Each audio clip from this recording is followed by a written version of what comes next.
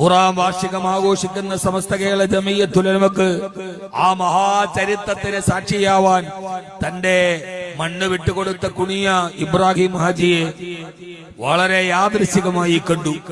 തിരക്കിന്റെ ഇടയിൽ അദ്ദേഹം വന്ന് വളരെ സ്നേഹത്തോടെ അല്പനേരം സംസാരിച്ചപ്പോ ഞാൻ അവിടെ കണ്ട കാസർഗോഡ് ജില്ലയിലെ ഇവിടുന്ന് വെളിപ്പാടകലെ കുണിയ യൂണിവേഴ്സിറ്റി 500 ഏക്കറോളം സ്ഥലത്ത് തന്റെ സമ്പാദ്യത്തിന്റെ വലിയൊരു ഭാഗം മുടക്കിയിട്ട് ആ മഹാമനുഷ്യൻ പണിതുയർത്തിയ ഒരു മഹാ യൂണിവേഴ്സിറ്റി വിജ്ഞാന നഗരത്തിന്റെ കവാടം കുണിയ എന്ന ഈ ഭൂപടത്തിൽ ഇതേവരെ അത്രമേൽ പ്രസക്തമല്ലാത്ത ഒരു ഗ്രാമത്തെ വൈജ്ഞാനിക നഗരങ്ങളുടെ പടിവാതിലേക്ക് എത്തിച്ച ആ മഹാമനുഷ്യന്റെ ഭഗീരഥ പ്രയത്നം, വിദ്യാഭ്യാസത്തെ കുറിച്ചുള്ള അദ്ദേഹത്തിന്റെ കാഴ്ചപ്പാടുകൾ അദ്ദേഹം ആചാരമായി പറയുമ്പോ ഈ കാസർഗോഡ് ജില്ലക്കാരോട് ഞാൻ ചോദിക്കുകയാണ്, അവിടെ ചെല്ലുമ്പോ IAS ക്ലാസ് ഉണ്ട്, വളരെ തീർത്തും സൗജന്യമായി IAS ക്ലാസുകൾ.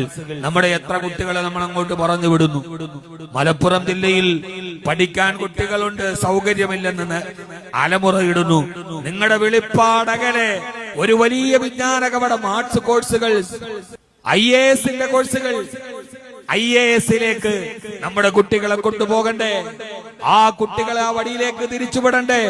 ഒരു വലിയ വിജ്ഞാന നഗരം മാടി വിളിക്കുമ്പോ ഈ കാസർഗോഡ് നിന്ന് എത്ര പേരത് പ്രയോജനപ്പെടുത്തുന്നുണ്ട്?